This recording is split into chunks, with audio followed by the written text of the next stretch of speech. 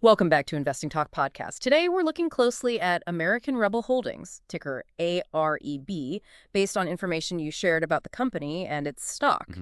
You sent over some technical analysis, a company overview, and recent news. Our aim is to really understand what stands out right now. It definitely looks like a volatile situation, so let's get into it. That's a fair assessment. There are quite a few different angles to consider with this one, so yeah, let's try to unpack what's most important for you. Okay, first off, a quick introduction to the company. American Rebel Holdings. They design and sell safes, personal security items, and even American Rebel light beer. Right, the beer, too. Yeah. Founded in 2014, based in Nashville, Kansas, and operate in commercial services. Their product range includes everything from, big vaults to things you can carry concealed, plus some apparel. What's interesting to note right away is how diverse their offerings have become.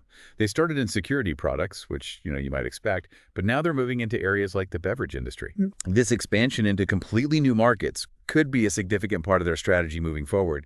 It makes you wonder about the thinking behind this diversification. Absolutely. No, your sources really highlighted some wild swings in the stock price recently. Like on April 3rd, 2025, the stock took a big hit, dropping over 37% from $6.29 down to $3.96. Wow, yeah.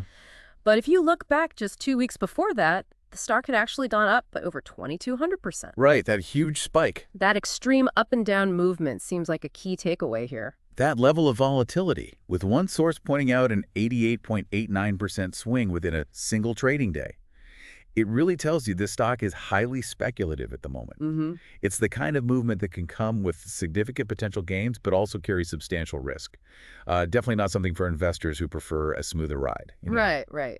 Let's talk about what the technical analysis suggests. It's not giving us a clear picture, really. Yeah, it seems mixed. We see that the short-term moving average is above the long-term moving average, which some traders interpret as a possible buy signal because it can indicate upward momentum. Okay.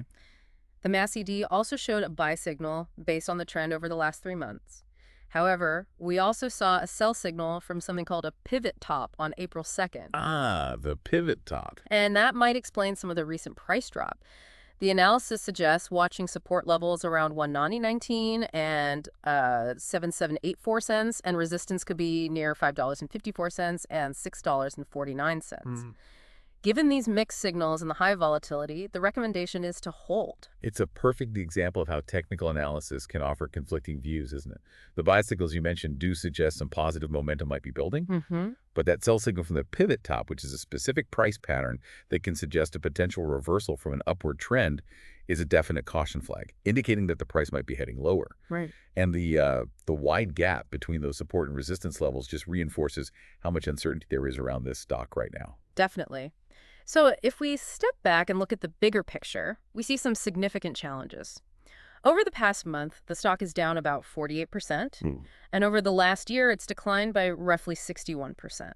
The 52-week range has been enormous, going from a low of $1.10 all the way up to $231.75. Yeah, that range is just wild. Again, that huge range really emphasizes the volatility. Financially, the revenue for the last 12 months is around $14.45 million. But they've reported a significant net loss of $17.19 million. That's a big loss. And a negative earnings per share of -573.64. Those are some important numbers to consider. These longer-term figures really provide context for that impressive 2,200% increase you mentioned earlier. While a big jump like that can catch your eye, it's crucial to see it against a backdrop of substantial losses over the past year. Good point. If you connect this to the bigger picture, it seems the company has some fundamental financial hurdles it needs to clear. It makes you wonder if that recent surge was more of a short squeeze or, speculative buying rather than a reflection of underlying financial health. Yeah, that makes sense. Your sources also pointed out some potential red flags, including those net losses, the negative EPS, and, of course, the recent stock price swings. Right, the volatility again. The company also had to do a reverse stock split to stay listed on the Nasdaq, and that kind of move can sometimes signal that a company's stock price has fallen too low, indicating, financial strain. True. On the other hand, American Rebel has seen some revenue growth since they acquired the Champion Safe entities. And as we mentioned, they're expanding into new areas like electric bikes and that beer business. This brings up an important point about the company's overall strategy. Mm. Are these new ventures into areas like e-bikes and beer really going to be enough to compensate for any difficulties in their core security product line and ultimately lead to profitability? That's the question. The reverse stock split, while it helps them maintain their Nasdaq listing, which is important for continued visibility and investor confidence, can sometimes be viewed negatively by investors. It essentially reduces the number of outstanding shares and increases the price per share, but it doesn't inherently change the underlying value of the company. Right. It doesn't fix the fundamentals. American Rebel has definitely been making some moves recently. They did that 1-for-25 reverse stock split at the end of March 2025. Yep. Which significantly reduced the number of their shares available. They're also working on getting their American Rebel light beer distributed more widely across several states through new partnerships. Expanding the beer, okay. Plus, the CEO has been actively promoting the company, even appearing on local news to talk about their products. It looks like they're trying to build brand awareness and get their products into more markets. What stands out here is the clear effort to build brand recognition through these various initiatives, from getting their beer into more stores to having the CEO make public appearances.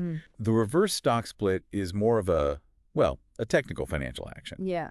The key question is whether this increased visibility and the higher stock price post-split will actually lead to improved sales and ultimately better financial results. Yeah. It's a bit of a gamble, trying to generate growth in new, seemingly unrelated areas while also addressing core financial challenges. So when we put it all together, we're looking at a company with a really interesting mix of extreme stock volatility, some significant financial losses on the books, but also a clear push to grow and build their brand through new products and wider distribution.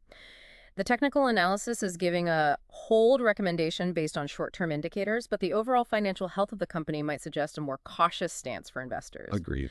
The reverse stock split and the expansion into the beer market are recent developments that could certainly impact their future performance, but it's still very early to tell how those will play out. It truly is a situation where looking at different data points gives you different signals. The technical analysis is reacting to those short-term price movements, while the fundamental financial data paints a picture of a company facing considerable headwinds. Exactly. Their strategic moves into new markets hold potential, but their success is by no means guaranteed. It's a complex situation where investors need to weigh the potential for high returns against the very real risks involved. So for you, the listener, this look at American Rebel Holdings, ticker AREB, shows us a company navigating some serious volatility and significant financial challenges while actively trying to expand into new and diverse markets. It presents a really complex picture with potential opportunities, but also some considerable risks that you'd need to carefully consider. We hope this breakdown has given you a clearer understanding of the key aspects from the information you shared. Hope it helps. Remember to subscribe, like, and comment if you found this insightful and want us to explore other companies or topics. What are your initial thoughts on all of this, and what further questions does this raise for your own research?